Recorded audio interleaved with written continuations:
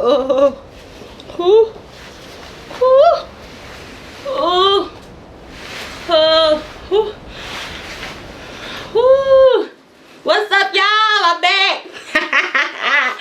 Just got back from Salt Lake. Flew in just a minute ago. I'm still cold. I mean, burr, it's cold in here. There must be some skirmishes in the atmosphere. Did you watch the show, honey? Come on, let's talk about it.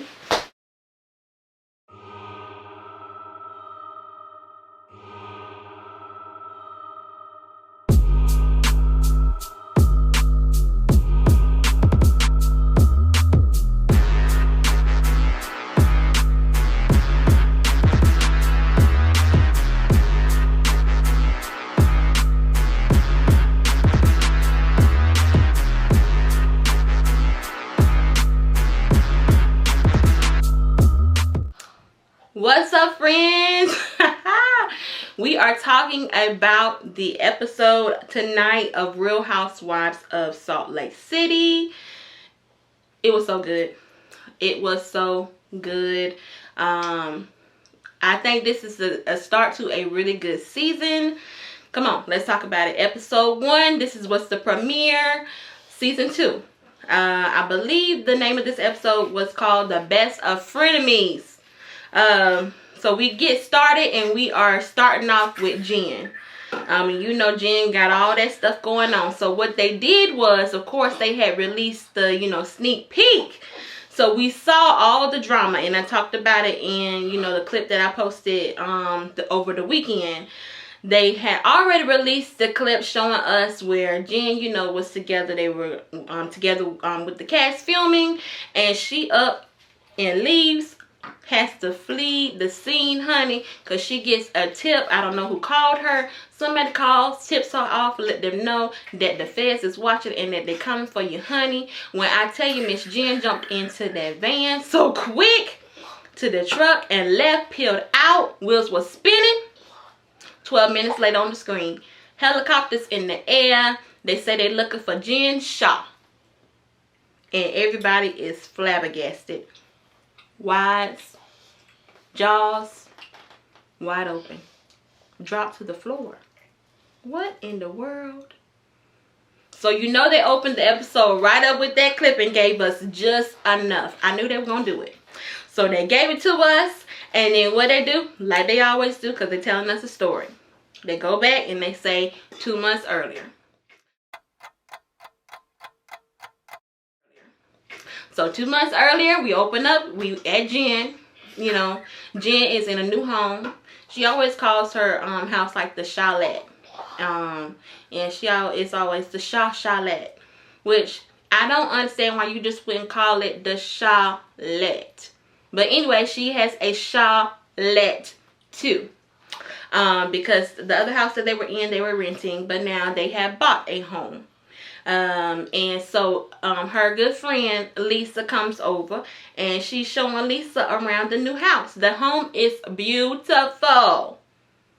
And so Jen just gives all this evidence to the feds, because she goes around showing Lisa the house, and the cameras are following her, and she shows her a room that she says was going to be a home gym, but she turned it into her closet. And I mean, wall to wall, floor to ceiling, we got all these designer shoes, clothes, bags, purses. Girl, you telling on yourself. They are just building the case up on you. We going over to Meredith's house, and then Meredith answers the door, and who's there? Husky Heather. Husky Heather has been skiing, I think, and she comes in the door, face red, looking horrible. I mean, looking bad. But they sit down, they have a conversation. Heather is talking about, her daughter. I think her daughter's name is like Ashley or something. But anyway, her daughter's getting older, and she's getting, to the point where she's going to decide, what college she's going to soon. So they talk about how that transition is going to be for Heather, and whatnot. Get into the good stuff. Whitney. Whitney is a mess, honey. And like I said, I don't even know if I could say that I fully like Whitney. I like Whitney because she is a mess in a good way, but then I know that Whitney have her Trump supporting ways, so it's kind of like on the other hand, I don't like Whitney. But Whitney is a mess, honey, because you know she's married to an older guy. So her scene was that, you know, her stepsons came over. It was one of their birthdays. I think one of them was turning like 26, and you know Whitney's like 34. So she basically is like they friends. She going on telling, you know, the whole family about how she's getting ready to relaunch her business because she says that, you know, she wants to make her own money. You know, I know, girl, I know that's right. Make your own money, honey. But you know, she's telling everybody about this relaunch, and don't nobody seem interested really. So nobody's listening to her, so they ready to get the party started. So they are having a good time, honey. They do shots that are on like this ski board, and Whitney and her stepsons are standing in line, and they, you know, do the shots, and then everybody goes out to the hot tub, and they do like the foam party where, you know, the hot tub is, you know, got all these suds and stuff in it. And Whitney, with her drunk behind, she goes back in to get the birthday cake, you know, so the birthday boy can blow out his candles. And this chick gonna drop the cake and thought it was so funny. And it's like, I kind of was thinking like this has got to be scripted, because that cake did not look good in the first place. It really looked like a homemade cake, so I don't think that they really bought it. I think that the cake was meant to be messed up, because Whitney drops the whole cake. She picks it up, and I'm thinking, girls, you gonna tell them people that you dropped that cake on the ground? But she picks the cake back up and is able to get it back in one piece, lights the candles, and then drops the cake again. And she thinks this is so funny. And then she picks it up a third time and then gets outside and drops the cake again and thought it was so funny. And it was funny, but because she was drunk. But it's like, this is not funny, because you know I'm a big chick. And it ain't never funny when you dropping cake. Come on now. People want a piece of cake. It ain't funny. Big girls really do not find that funny. Since we talking about cake, the icing on the cake for this episode for me was Mary. We get Mary, and you know Mary is a hot mess, honey. So I was very excited to see Mary. She catches us up. She lets us know that her granddaddy has been out of town for a while, so she's been, you know, at the house by herself, and that her son don't talk to her. So she really been walking around talking to herself, talking to her mannequin heads in her closet. And then she says, you know, she was talking to herself and she was kind of bored, so she started this podcast, the Pentecostal podcast. Child, I did not know that Mary had a podcast, but I wish I knew, because I would have been listening, because I want to hear this mess, this foolery. I want to hear the shenanigans. So we get a glimpse at it, and she recording with herself and two other guys. So the guy starts off praying, and he, Heavenly Father, yes, we come before you, ha, and yes, Jesus, and So I was tired of hearing it, and I guess Mary was tired of hearing it too, because she cuts him off and she says, you know, well, I'm gonna say the prayer. So then she prays, and then they go on, you know, talking about the podcast topics. And Mary is a hot mess. They got into talking about how they smoked marijuana at one point. Mary said that she smoked marijuana. Who goes to Mary's church? I really want to know. Like, whoever is following Mary in her church, why are you following Mary in her church? I mean, if you are on a reality show and you talking about you a preacher, I don't believe you. I don't believe in you at all. And that goes for, I mean, just look at Jamal, Pastor Jamal, and all he got going on, all that sin and stuff going on. Who is going to these churches? So there is a new girl this season, and her name is Jenny, and we get to meet her. And I'm going to say that I think I'm going to like her. I mean, she is very, like, she's full of energy. She's spunky. She's funny. She talks about how, you know, she met her husband. Well, first of all, I believe she's Vietnamese, and she talks about how, you know, her family came over to America on a boat. And she said because of that, you know, she's really 45, but then she's 43. Because her father wanted her to start school, and then so she needed, you know, they needed to put her age down a little bit so she could get into, you know, the kindergarten or whatever. So anywho, then she, you know, talks about her husband. I think she has like 3 kids, but she talked about her husband. He's a doctor, a chiropractor to be exact. And she basically, this chick basically called her husband a butterhead. She said that when they met, that, you know, everything was looking good. He was looking good from the neck down. He had the perfect body, but the face just wasn't giving. Girl, why you do your husband like that?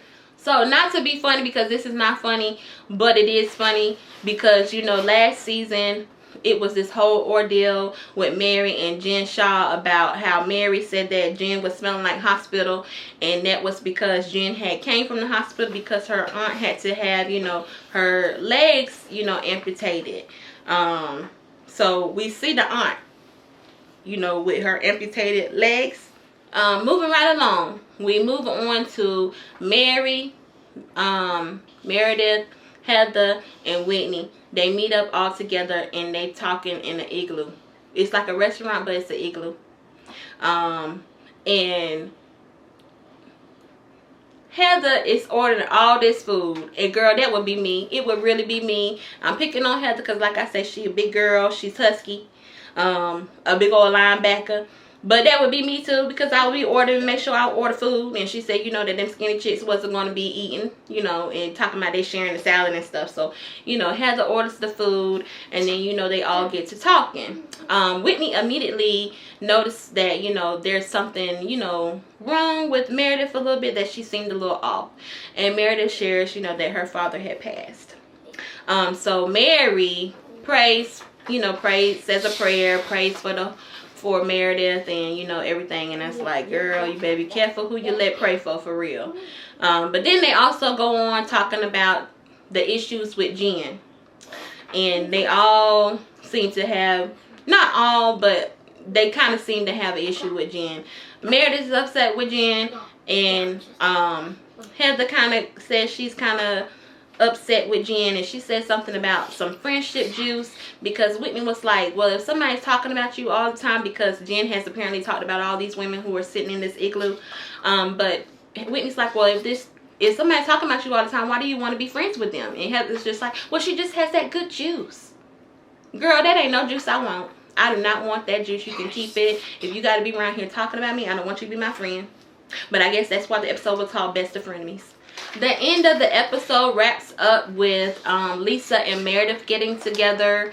And, you know, Meredith has been a little bit upset with Lisa because Lisa has basically become very close with Jen Shah. And so Meredith is not liking that. And so she kind of is going at Lisa about, you know, why are you so close with her? And it's like you're choosing her over me and blah, blah, blah. And you know, she's talking about how Jen has said things about her kids and everything. Well, not necessarily her kids, about her son Brooke, and made homophobic comments, which is not right. Jen ain't got no business doing that. So I can see why Meredith is upset about that, especially because that's the thing on like a lot of the Housewives. Like, the show is not about the kids. Keep the kids out of it. I say keep the kids out of it unless the kids get in it. Because when the kids start getting in it, then, you know, it's game, you know. You remember when Brielle wanted to step in talking about Kenya, and Kenya handled her? So it kind of seemed at one point that this conversation between Meredith and Lisa was going to get really heated. But they did manage to kind of, you know, bring it down a notch. And, you know, of course, Meredith is upset with Lisa, you know, and her friendship with Jen Shah. But, you know, Lisa also mentioned that, you know, she is kind of a similar situation because, you know, she is frenemies at the moment with Heather. But, you know, Meredith made the point to say that she felt like it wasn't the same. So I guess they can agree to disagree on whether it's the same or not. But we will see, you know, what happens later on with the two of them and their friendship. But it seems like they were trying to, you know, kind of get it back on track. And then, you know, they were able to, after having this conversation, just to rejoin with their families and, you know, have a good time. And so I think that we ended the episode on a good note. I I thought it was a great episode. It was a great start. I know that this season is going to be good, especially because we got all this drama going on with Jen, and we're going to get the tea because, you know, the Bravo cameras was rolling. So just drop down in the comments. Let me know what you thought about the episode, if you watched or if you will watch. Until next time, don't do nothing you're gonna have to explain, because you know your girl Chrissy explains it all. Peace.